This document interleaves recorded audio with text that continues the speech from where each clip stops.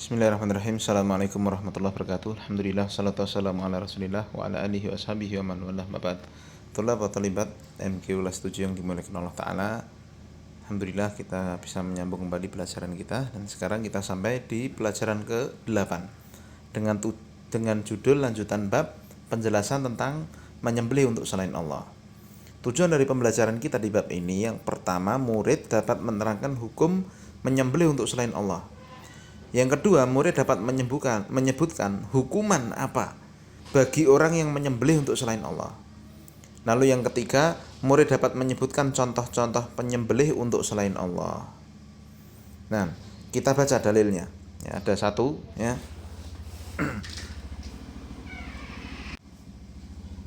An Ali radhiyallahu anhu qala, dari Ali bin Abi Thalib radhiyallahu anhu, bahwa beliau mengatakan, haddatsani Rasulullah sallallahu alaihi wasallam bi arba'i kalimatin, bahwa Rasul sallallahu alaihi wasallam telah menuturkan kepada beliau 4 kalimat. Yang pertama, ya, kalimat ini sinyal laknat semua, masya Allah. Ya, tapi untuk orang-orang tertentu. Siapa saja yang dilaknat oleh Rasul dan oleh Allah dan Rasul ini? Ya, lihat. La'anallahu man dabaha li ghairillahi. Laknat Allah bagi siapa yang menyembelih untuk selain Allah. Lihat, laknat artinya diusir dan dijauhkan dari rahmat Allah. Ya, jadi dia dijauhkan dari rahmat Allah dan diusir dari rahmat Allah. Siapa? Yang pertama, orang yang menyembelih untuk selain Allah. Lalu yang kedua, la'anallahu man la'ana walidayhi. Laknat Allah bagi orang yang melaknat kedua orang tuanya. Masya Allah, ya, sangat tercela itu. Lalu yang ketiga, la'anallahu man awa muhdithan. Laknat Allah bagi orang yang menyembunyikan pelaku kejahatan. Lihat, muhdith artinya melindungi pelaku kejahatan seperti pembunuh, pencuri, ya, dari ditegakkan hukum atasnya. Jadi pembunuh atau pencuri malah dia lindungi, ya, agar tidak kena hukuman. Nah, ini apa? Dilaknat oleh Allah. Atau bacaan yang lain, ya, man awa muhdatsan begitu. Jadi ini kan dibacanya ada bacaan yang lain dibaca muhdatsan. Nah, maknanya apa? Setuju dan ridho terhadap orang yang membuat bid'ah dalam agama. Ya, jadi melindungi pelaku bid'ah. Ini juga dilarang. Maknanya dua ini. Bisa dibaca muhdits artinya pelaku kejahatan, muhdats artinya pembuat bid'ah. Ya. Paham? Kemudian yang keempat, la'anallahu man ghayyara manaral ardi, kurang tutup. Ya, laknat Allah bagi orang yang merubah manaral ard, tanda batas tanah yang memisahkan kepemilikan seorang dengan orang lain. Atau bisa juga maknanya adalah rambu-rambu petunjuk jalan. Ya, jadi misalkan ada jalan arahnya ke Solo, ya, harusnya ke barat, dia rubah ke timur. Maka orang-orang yang mau ke Solo pada nggak pernah ke Solo kan, pada nggak tahu, tersesat itu. Nah, orang seperti ini terlaknat. Paham? Hadis ini sahih riwayat Imam Muslim. Nah, pokok pembelajaran di hadis ini yang pertama, amalan-amalan yang pelakunya diancam dengan laknat Allah. Dalam hadis yang agung tersebut, Rasul Shallallahu Alaihi Wasallam mengancam dengan laknat Allah bagi orang yang mengerjakan satu dari 4 perkara ini, yaitu yang pertama, menyembelih untuk selain Allah. Di antara contohnya nih, penting nih, orang menyembelih untuk kuburan Nabi atau wali atau orang soleh atau yang lainnya. Jadi dia sengaja nyembelih di depan kuburan itu. Ya, untuk apa? Untuk yang telah mati itu, untuk dipersembahkan kepada yang telah mati itu. Ini haram ini. Ya. Kemudian contoh yang kedua, orang menyembelih untuk setan atau jin dalam rangka mencari kesembuhan, sebagaimana dilakukan oleh para tukang sihir. Ya kan, biasanya kan dukun mau nyari barang atau mau nyembuhin sesuatu, syaratnya nyembelih ayam. Biasanya ayam cemani, ayam yang warnanya hitam itu loh. Nah, ini haram. Ya, kemudian yang ketiga, orang yang menyembelih di jalan besar dalam rangka mengagungkan jalan tersebut. Ya, kalau di Indonesia biasanya mau bangun rumah. Ini yang keempat nih loh.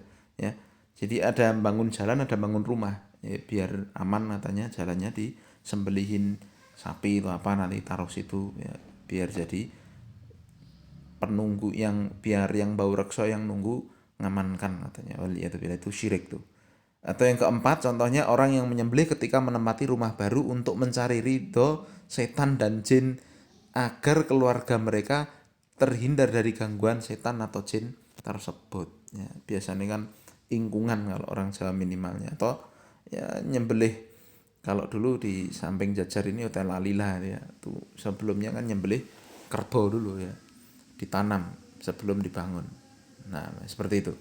Maka di sini ya sama saja apakah disembelih itu binatang ternak atau yang lainnya, semua termasuk bentuk syirik besar. Ya, bahkan nanti ada di belakang di bawahnya, bahkan menyembelih seekor lalat pun kalau itu diniatkan untuk selain Allah bisa menjadi sebab masuk neraka karena itu syirik besar. Ya, paham? Nah, ini lihat, nyembelih apapun kalau diserahkan untuk selain Allah, tujuannya untuk mengagungkan selain Allah, syirik besar. Dan haram untuk memakan dan mengambil manfaat apapun dari sembelihan tersebut. Paham ya? Taib. Kemudian dosa besar yang kedua adalah melaknat kedua orang tua. Di hadis yang dijelaskan di sini ya. Bagaimana caranya ini? Kok ada orang yang tega begini? Lihat, melaknat kedua orang tua termasuk dosa besar.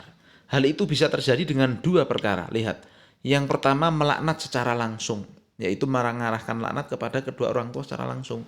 Jadi anak ngata-ngatain bapaknya, oh bapak itu dasar gini gini gini.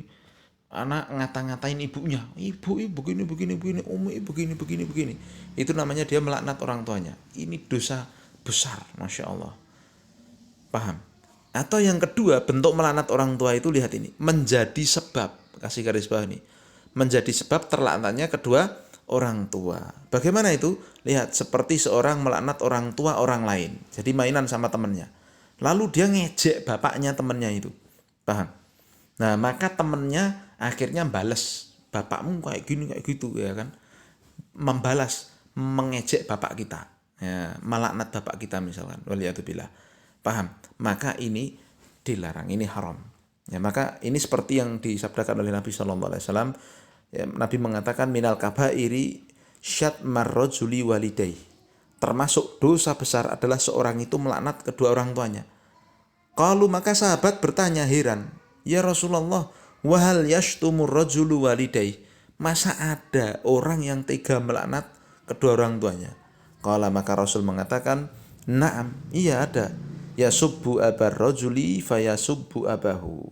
Dia melaknat, dia mencela bapak orang lain, lalu orang lain itu mencela bapaknya balik. Ya subbu ummahu fayasubbu ummahu. Dia mencela ibunya orang lain, lalu orang itu mencela ibu kita. Nah, ini waliyatubillah, ini namanya menjadi sebab orang tua kita dilaknat orang lain. Maka dua-duanya ini termasuk melaknat orang tua. Ini nggak boleh itu.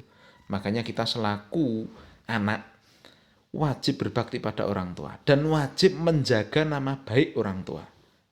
Ya, kenapa? Karena kalau kita berbuat jelek, lalu orang tua kita disalah-salahkan, diumpat orang, bahkan dilaknat orang, dosa kita sama dengan kita melaknat orang tua kita di sini tadi.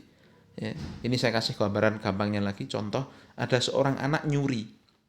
Ya, lalu ya orang yang dicuri barangnya itu kan dia nggak terima. Lalu ketika konangan, wah dia marah-marah. Wah dasar bapakmu juga pencuri, bapak ibumu begini-begini, pantas kamu dasar anaknya pencuri. Jadi bapaknya ikut-ikut ke bawah. Padahal bapaknya nggak pencuri, padahal bapaknya orang baik. Ya, itu sama dengan kita mencoreng nama orang tua, menjadi sebab orang tua kita dilaknat orang lain. Waliyatubillah, ini makanya besar sekali dosa anak yang tidak mau berbakti kepada orang tua. Paham ya? Nah, Allah telah menyebutkan hak kedua orang tua setelah haknya. Allah mengatakan wa'budullaha wa la tusyriku bihi syai'a.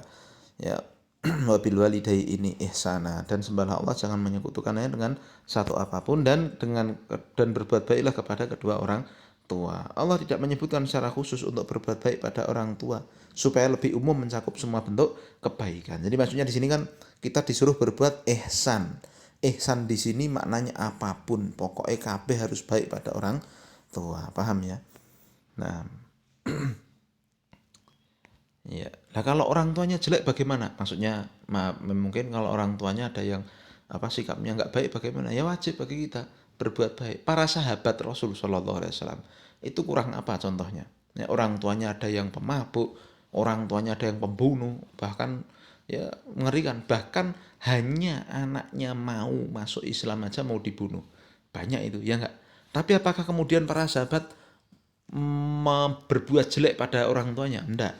Justru mereka berusaha sebaik mungkin, berbuat sebaik mungkin agar orang tuanya ya ridho kepadanya, agar orang tuanya mengikuti kebaikannya, agar orang tuanya sadar. Itu yang kita lakukan. Ya. Nah, paham ya? Dan saya rasa tidak ada orang tua yang menginginkan anaknya jelek itu tidak ada. Ya. Maka kadang hanya salah paham saja. Nah, si anak yang harusnya mengalah. Gitu, paham ya? Taib. Yang ketiga, melindungi muhdits, ya, pelaku kejahatan atau pelaku bid'ah. Islam datang dengan membawa keadilan untuk seluruh manusia dan untuk menolong orang yang terdolimi serta mengembalikan hak orang yang terdolimi dari yang mendolimi. Maka siapa yang melindungi dan menolong pelaku kejahatan yang berhak untuk mendapatkan hukuman atau menghalangi untuk dilaksanakannya hukuman, maka dia terancam dengan laknat Allah. Karena dengan perbuatannya tersebut akan menyebarkan kezaliman di masyarakat. Ya, orang mau berhak dihukum kok malah dilindungi. Berarti kan dia melindungi orang zalim kan? Nah, tidak boleh itu. Nah, Islam juga memerintahkan manusia untuk mengikuti sunnah dan melarang bid'ah. Sehingga siapa yang ridho dan setuju dengan kebid'ahan maka dia terancam dengan laknat dari Allah. Paham ya? Jadi berbuat perkara baru dalam agama itu nggak boleh. Ya, di Indonesia aja.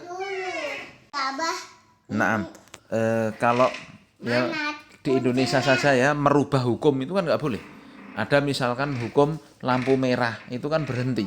Tapi kalau ada orang yang mengatakan lampu merah lalu menerjang lampu merahnya, kemudian oh enggak, lampu merah itu harusnya jalan. Jadi dia membuat aturan baru, maka seperti ini haram. Ya, terlebih lagi apa? Masalah agama kok diganti-ganti, maka ini tidak boleh secara mutlak. Mafhum ya? Kemudian yang keempat, perbuatan yang dilaknat yang keempat adalah merubah tanda tanah, batas tanah. Siapa yang merubah tanda batas tanah yang memisahkan antara tanahnya dan tanah tetangga, baik dengan memajukan atau memundurkannya untuk merampas tanah orang lain, sungguh dia telah berbuat kezaliman dan menjadikan manusia jatuh dalam permusuhan dan perselisihan di kalangan anggota masyarakat. Maka Rasul Shallallahu Alaihi Wasallam mengancamnya dengan laknat dari Allah. Islam juga menganjurkan orang untuk saling menolong dan memberi petunjuk pada orang lain yang kebingungan supaya tidak tersesat di jalan.